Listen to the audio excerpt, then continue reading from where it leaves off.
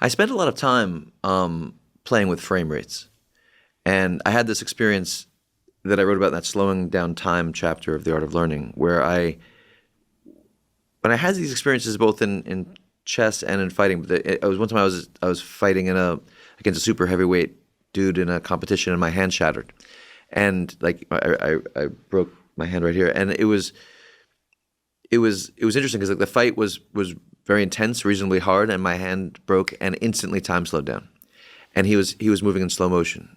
And I was able to just so easily play with someone with like a broken hand compared to what had been a war before. We know what that is. Right, we do know what adrenaline. That is. Adrenaline. Yeah. Adrenaline and that tunnel vision, and then the frames are fat. Are so. If I inject you with just a little bit of adrenaline, it stays in your periphery, but it activates systems in your brain in parallel to that, and you're going to experience an immediate dilation of your pupils. You'll have more tunnel vision. I mean, every process is sped up in the direction of higher frame rate.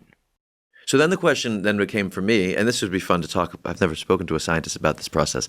Like, how do I learn to do that at will?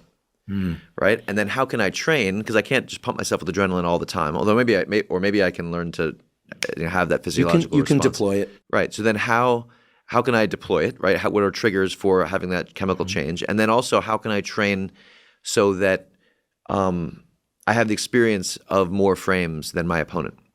And so Marcelo Garcia, he's known as the king of the scramble, he spends his whole time in transition. So if you're training jiu-jitsu with most people, they're always finding a position and holding it. Marcelo, one of the unique things about his training life for most of his life was that he never held positions. He was always moving. He was always in the in-between. And it's true in most arts is that people think that the art is the positions that they see, but the real high-level art is the space in between the positions. So if we have this position leads to this position, that's going to be like there's going to be no frames in between for most people. For some people, there might be 4 frames. But if I have 100 frames, then I can play in pockets that you don't see. And so if you're living your life in the training process in the in-between, in the transition, if you're always – the way that manifests in actual, like, for example, jiu-jitsu training or submission grappling training is if you're not holding positions, you're always moving. Then you're spending all of your time in the in-between, while people who are holding position are always static. So if you go to a jiu-jitsu school and you sit and watch, it's interesting to look for this one thing. Notice the amount of time static versus in motion.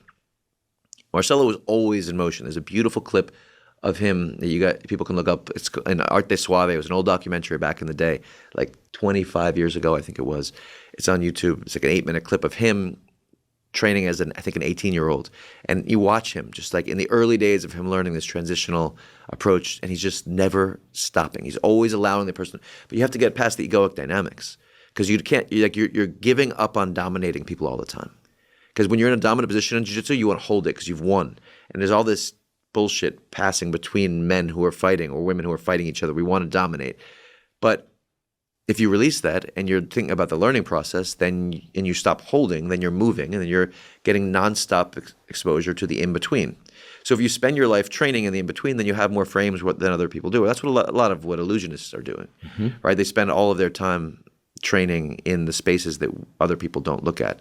And so it's not magic. It's brilliant training. It's the art of illusion at the in-between, right? And a lot of the things that you can do, more high-level martial artists can do to a lower-level martial artist or someone who doesn't train that feels mystical, it's all about that principle manifest in interesting ways.